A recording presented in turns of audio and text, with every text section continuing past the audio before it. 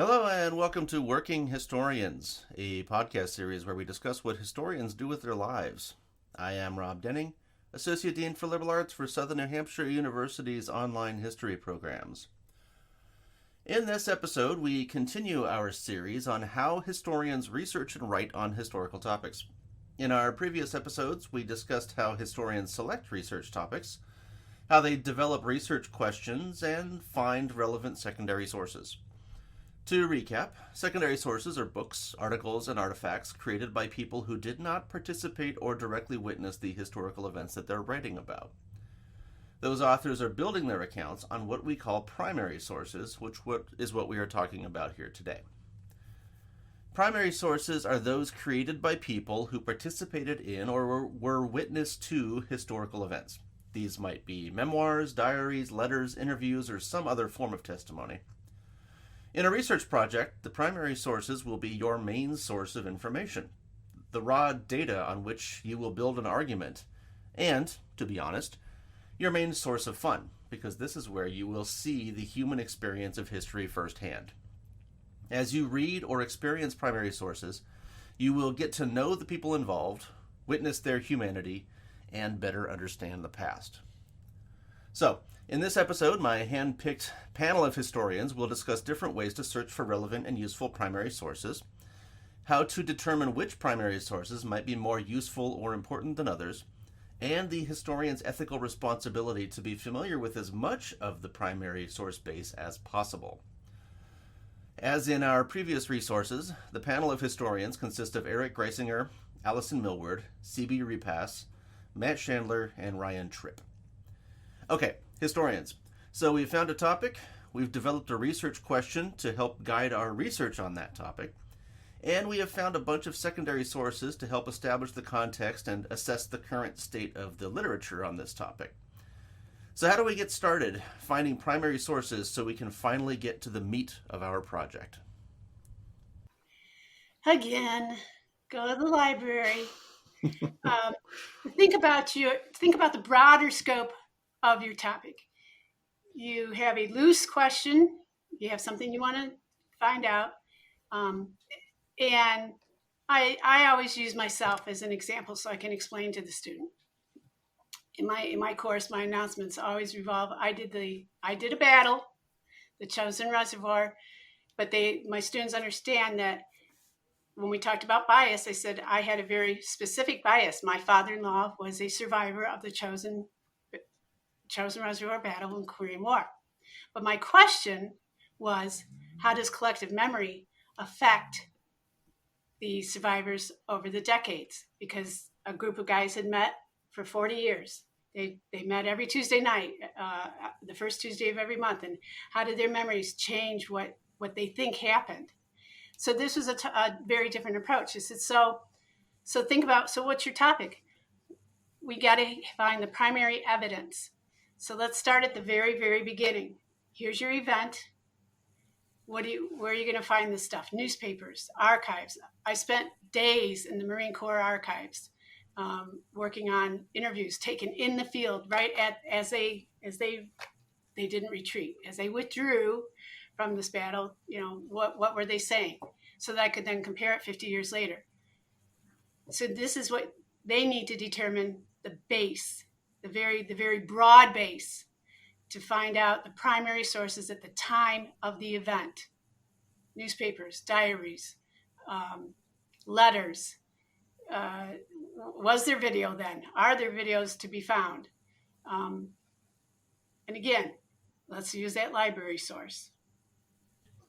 I think also what you're saying, when students approach it, sometimes they just think in a very linear pattern that, well, I'm just going to look at something like the Constitution, but what about the letters talking about the debate around the Constitution? That's going to give a different perspective, and even look outside the field a little bit. I know in my own research, talking about bridging during World War II, looking at primary sources from scientific groups, from production areas about the tonnage rates of those bridges, that helps me as a primary source, saying the reason they can get a 40-ton tank across the Rhine is because this artifact from this group that created this bridge says it has the tensile strength to hold that 40-ton tank. So you don't need to limit the primary source. In terms of logistics too, I think SNU offers, I think in the, I think it's the Western Civ courses and the some of the military history courses. The universities often sponsor online primary sources. I mean, I know there's like Fordham University has those source books, but it's also there's additional universities and historical societies too. But if you look up their historical society with the Tulsa massacre, you'll get the Tulsa and Oklahoma historical societies and a range of primary sources there. And I think that's a good first step for students, and often with a critical view and what are the sources that they put online and why. But I think that can be very, very helpful. There are many, and depending on the topic, there are probably enough printed readers of collected primary sources, right? They might be in translation. They might be, again, if it's an English history topic, it might be in English. But that is one place to look. But what the reason why I was suggesting digital resources is because if money's tight, you might not have the capability or capacity to spend $200, $300, $400 and buy a bunch of used books, even if they're going to be helpful for your research. Nevertheless, I think that looking at primary source readers, compiled volumes can be wonderfully helpful. The issue there is that the editor or the compiler has already made predetermined choices as to what sources matter. They might be, again, omitting sources that you want. So here's an example. I was doing something with, I don't know why I'm talking about French history so much tonight, but I guess that's what's on my mind. We were looking at grievance petitions heading into the coming of the French Revolution. And I was looking at one from the clergy, okay, members of the church. The most important part of that primary source was cut out completely from this excerpt that I saw.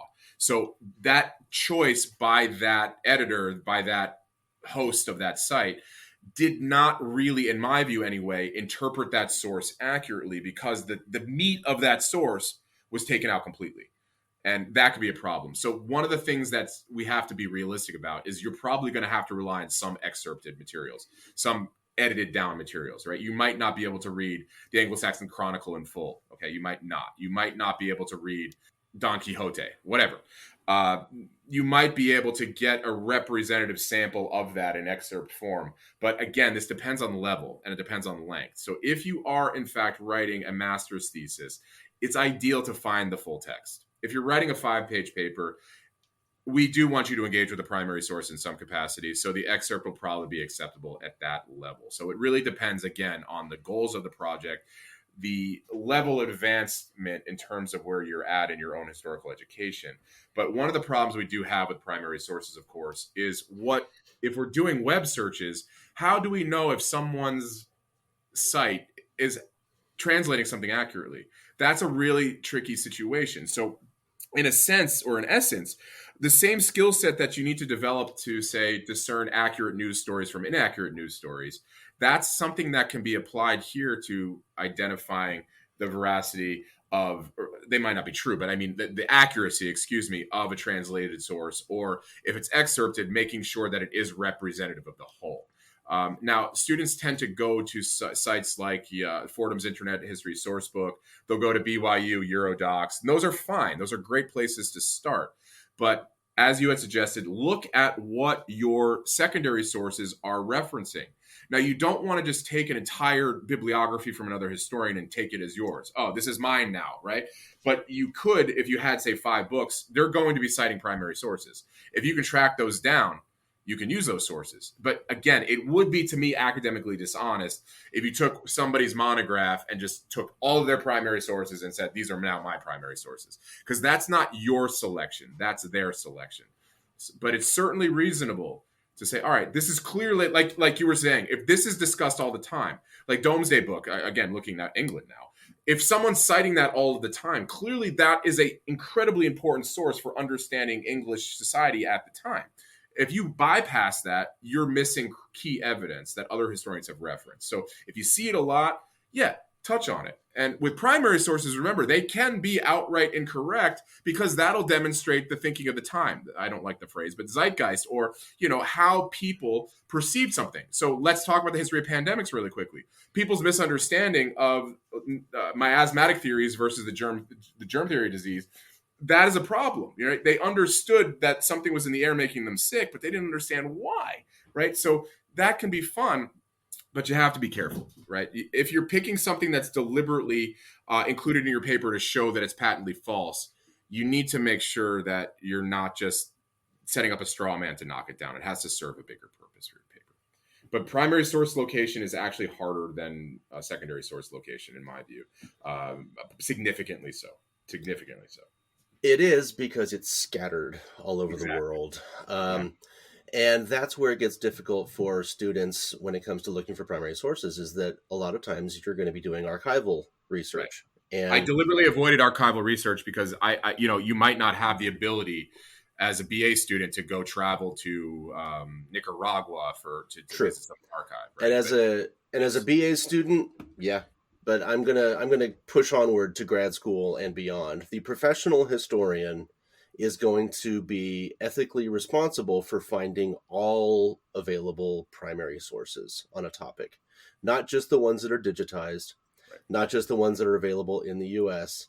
They're the ones that are going to be everywhere. And the problem, of course, is that of all of the primary sources in the world, only a tiny percentage of those have been digitized and are available through a Google search. The vast majority of documents are on paper somewhere in a drawer in the basement of some government building somewhere, and it is the responsibility to go find all of those documents. Now, to start the process, you mentioned this a little bit, but again, I tend to use the existing secondary sources to help me to identify where are the archives I want to go. I'm not going to be too. I may be looking for specific documents that historians are mentioning in their footnotes and all that. But my goal is more to get a sense of where are the sources located, so that I can start planning trips to do the research on these things, because I have no idea what archives exist out there, and so it's perfectly legit to build on the work of your predecessors. And if your predecessors have found archives in various places, use those as your starting point. Now, those predecessors may not know all of the archives either, which is why you're going to start looking at all of those books again that we talked about when we were talking about secondary sources. Start mining the footnotes and the bibliographies of all those books that you looked at for secondary sources to figure out where did they go to find primary sources. Some of those primary sources may be published in readers, like you said, but there could be some problems with that, depending on the editor and all of that. But even more valuable, they'll tell you, I went to find an oral history for this person here. I went over here to find this government report on this thing. I went to the British Library to find XYZ. And that'll start to give you a sense of where all the various archival collections are that you're going to need to get to know when you're pursuing this project. It can be fun also, don't forget. It sounds like a drag, but it's actually really fun. And it also gives you a chance to expose yourself to the local culture, local customs. You'll get a sense of what it is like in that place. Even if it's, say, you're in the Midwest and you're from the East Coast, that's going to give you a sense of what it's like to be there. And that's going to also color in your mind what it was like when you're writing, right? So it does actually help to visit these places, to smell the air. I know the air wouldn't smell the same today as it did then, but feel what it's like to be there. Because places, I know this sounds a little silly, but some places have an essence or a feeling. Now, I'm not talking about spirits or anything like that. I'm just saying, if you're in Berlin, it feels like Berlin, right? If you're in Manhattan, it feels like Manhattan. And not going to those places, you're losing out on some of the experience that could contribute to your deeper understanding of that topic. And it could also help you understand what the primary source actor is talking about. Let's say they mention a river, right? And you actually see that river. It might not be mind-blowingly transformative, but you can then say, yes, I did see the Ganges River, okay? I saw it. I understand now, right? So, yeah, visiting can be fun. It just costs a lot of money sometimes. systems. That's Right. the downside. Well, that could be an entire other episode, is how do I pay for historical research? How And do you maybe, survive? Yeah. maybe we'll end up doing that. Yeah. Because but that is one of the challenges that historians have to deal with, is how do I, meet all these ethical obligations that we keep throwing around here? How do I do that on a grad student budget, or an assistant professor budget, or somebody working completely outside of a history field? How do I do it on that budget? How do I do it? And that's not easy. But that's not a question we have to answer right now, so we won't need to worry about that. And I think on top of that too, I think I don't think this is necessarily for the upper level students or the capstone students, but I do think sometimes, students just starting out with history underestimate non-written primary sources. I think sometimes they're afraid to interpret artifacts, right? Yeah, exactly. Art is definitely photography, right?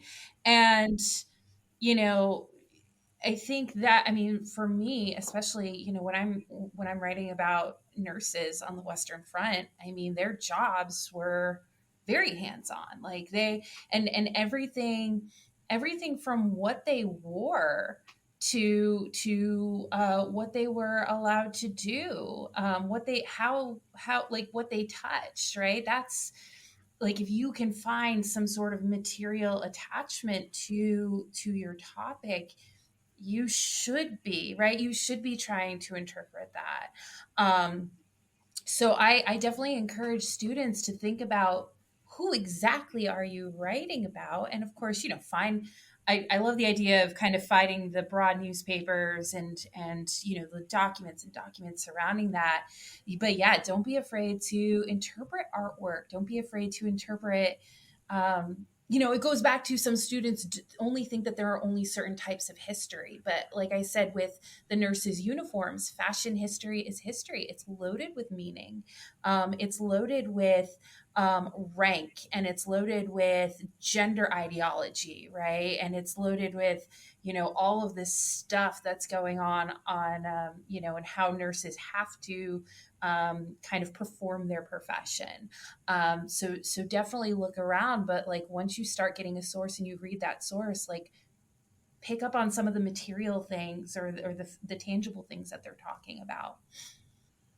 I think going back to the artifact thing as well, there are going to be things that people are researching in history where there is no written record of that people. It's going to be an artifact. Such a good point. Yeah. Yeah, and I mean, in a way, we live in kind of a golden age of primary sources, just because of the availability of stuff online these days. There's you all have kind of demonstrated that. I mean, there is a lot of stuff that's available online now that was never available before. I mean, there's online newspaper databases. There's a lot of primary source collections online. There's a lot of artifacts that are kind of displayed online through online exhibits, that kind of thing. Getting back to kind of the ethical responsibilities of a historian, again, this is going to vary widely depending on the level of the student. A student at a gen ed history level is probably going to be fine with using some of these primary sources that are available online that everybody has access to. But when we get to the advanced students, when we get to the grad students, I mean, what is the responsibility for people when they get to the advanced level, beyond? Because I'm thinking, beyond the stuff that's available online, we all know that institutional budgets and all of that will prevent most organizations from putting everything online. So a lot of places, there's going to be some stuff online, but most stuff, I don't know, you can't quantify it. Some, most, all, I don't know, depending on the institution, will have a lot of their stuff will not be digitized. And so what is the responsibility of an advanced historian for accessing those other places, those other sources that are not online? Well, do they have a responsibility if, I'm not sure how to form this question, but I think it plays into, you had a question about how much is too much, how much is too little. If they have enough primary information to work into proving their argument, do they have to go out there? Do they have to go further than what is accessible online? Maybe that's more the question. Yeah, that's kind of the core of it. And again, the answer to that will probably depend on the level of the student. But if you've got a PhD student who's working on a dissertation, and they know that there's an offline collection somewhere in, I don't know, Des Moines, Iowa, do I have to go there? The ethical responsibility for an undergrad freshman student, probably not. We're not going to make you do a research trip to go to this place because it may not be useful to you. But if you're claiming to be the expert who's writing the monograph on this topic, you probably are going to have to go. You're probably going to have to go to Des Moines and see what's there. Even if you don't end up using it, you're still going to need to know what's there, because again, you don't want to run into the problem where you publish a book and then someone comes back and says, hey, there's this collection of documents over here that completely refutes what you're saying. So again, it kind of gets to what is the level of the student. An advanced student is going to have to go do that stuff. It's kind of like with the historiography. You're going to have to go read the 500 books on it. For primary sources, you're going to do the same thing. You're going to have to go out and find all of the relevant primary sources within reason. I mean, you don't have to necessarily scour every archive on the planet, obviously, but within reason, you're going to have to find all of the relevant material and incorporate it into your project. Now, whether you cite it directly or whether it just goes into your bibliography as something that you looked at and then discarded, that's who knows, but it's still kind of the responsibility to go find that stuff, even if it's not available online. And a surfeit of the material that you find too should be organized, and degrees of significance and pertinence to your research question come up. But then even documents or material culture or what have you that you don't at first deem relevant can later on become very, very important. And of course, cite everything along the way. This isn't. Yes. I think this is kind of peripheral, but of absolute importance. Everything. Because we all have probably had this situation. I certainly had it in my MA thesis and my PhD dissertation. I know I read something and this would be perfect to insert in this spot, but I just cannot find that newspaper article where it mentioned it or whatever. And so I just can't use it because it's something I forgot to cite it, or I did it wrong, or whatever the case may be. And so make sure you take solid notes on everything that you look at so you can go find it later. Because like Ryan said, it may not seem important now, but when you get into the middle of writing, that may be your smoking gun and you didn't realize it at the time, but oh boy, I wish I had that right now. And if you didn't you didn't note it correctly, you could be in some serious trouble. Another trick too would be, and I did this in my doctoral work, was to create subfolders for your citations. So, when you get into your chapters where that's going to go.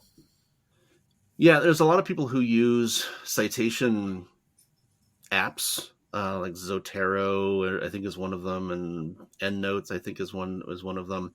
I never really got into those. But I know a lot of people do use those to kind of keep themselves organized with that kind of thing. And so that may be a good route for people to look at when they're first starting the research process, is to figure out what type of app can help them to keep their notes organized. All right, it's time to move on. Thank you all for joining us today.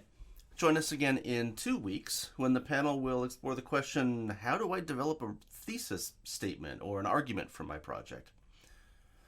This episode appears on the Working Historians podcast feed, and you can subscribe to that feed on any podcast app, including Stitcher, Apple, Google, Amazon, Podbean, Pandora, or whatever else you prefer. That way you won't miss any episodes, and you'll continue to hear about all the other cool stuff that historians do with their lives. This podcast does not represent the views of Southern New Hampshire University, although everybody here at one point or another has worked for SNHU. If you have any questions or comments for this or any of our other podcasts, send us a message to workinghistorians@gmail.com or through our Twitter feed @workhistorians. For Eric Greisinger, Allison Millward, CB Repass, Matt Chandler, and Ryan Tripp, I'm Rob Denning.